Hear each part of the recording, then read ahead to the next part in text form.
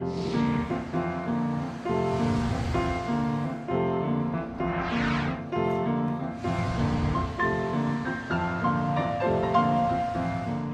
I'm Paul W. Smith. Modern roundabouts are becoming increasingly popular in Oakland County and throughout the U.S. These intersections are specifically engineered to reduce traffic congestion and improve pedestrian safety without the use of traffic signals. Modern roundabouts have proven significantly more effective at maintaining traffic flow and reducing serious injury accidents compared to conventional intersections. Roundabouts are variations of traditional intersections, many of which connect roads at 90-degree angles. Most modern roundabouts look like this. In the middle is a central island around which all traffic flows in a counterclockwise direction. Splitter islands split or separate the direction of traffic on each road that is connected to the roundabout. Approaching traffic from each road has its own signage and yield line that is marked on the pavement. Vehicles already circulating in the roundabout have the right of way. Pedestrian crossings are set back from the roundabout and use the splitter islands.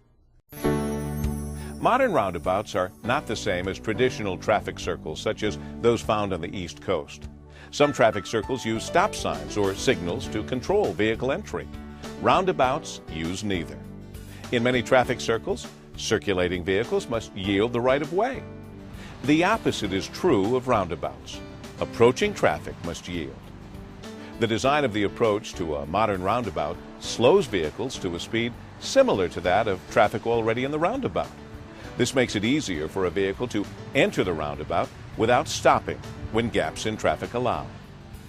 In addition, modern roundabouts also use a smaller radius than traditional traffic circles. This automatically slows traffic to 15 to 25 miles per hour, which reduces the likelihood of collisions and injuries. The statistics are impressive. According to the Insurance Institute for Highway Safety, installing a roundabout typically results in a 76% reduction in injury accidents, a 90% reduction in fatalities, and a 40% reduction in pedestrian injuries. Navigating a roundabout is not difficult. Generally, people adapt very quickly. The key is to get in the proper lane before you arrive at the intersection, then yield to traffic in the roundabout and follow your lane assignment.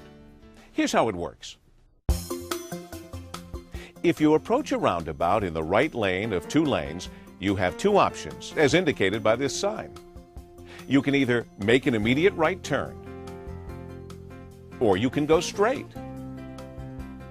To make a right turn, move to the right lane well before entering the roundabout. Remember to yield to traffic in the roundabout.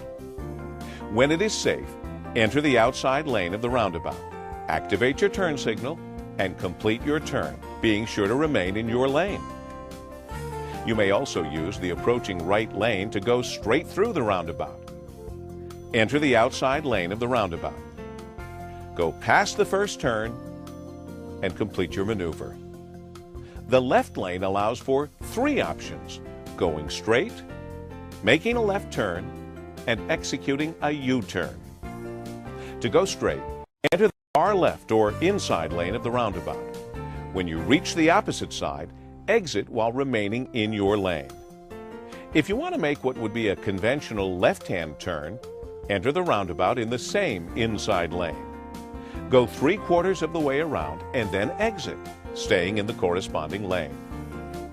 U-turns are executed from the left lane by utilizing the inside roundabout lane to go all the way around the center island and then exiting the circular traffic flow via the proper lane. Refer to the posted signs and directional arrows on the pavement.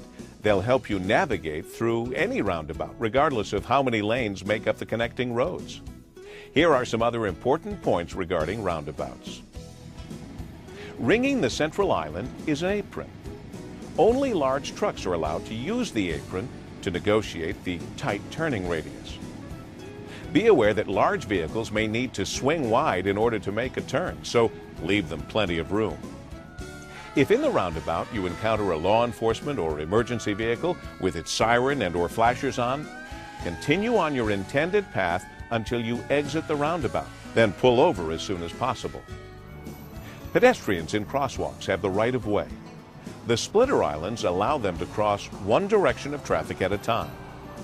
Additionally, pedestrians cross 1 to 2 car lengths behind the yield line. This prevents conflicts between pedestrians and cars as they enter the roundabout. As a result, roundabouts offer improved safety for pedestrians versus conventional intersections. Pedestrians should not walk in the roundabout. If there is no crosswalk marked on a leg of a roundabout, that leg is not intended to be crossed. Find another route to your destination with pedestrian markings. The rules for bicyclists at roundabouts are the same as those for traditional intersections. They can travel as pedestrians, riding on the sidewalk and walking their bikes through the crosswalk. Or they can ride through the roundabout, following the same rules of the road as motorized vehicles. Bicyclists should maintain the speed of circular traffic to avoid being passed.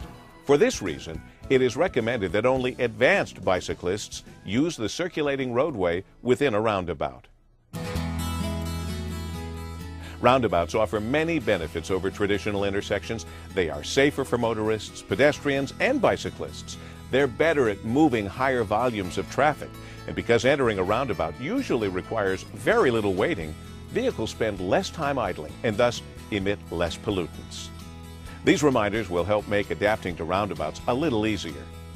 Select the proper lane before entering a roundabout. Posted signs and pavement markings will help you decide. Yield to pedestrians and bicyclists in crosswalks. When entering, always yield to vehicles in the roundabout. Traffic flows to the right or counterclockwise. Follow your lane assignment as indicated by the pavement markings. Do not pass or stop in a roundabout. And be sure to signal your intentions.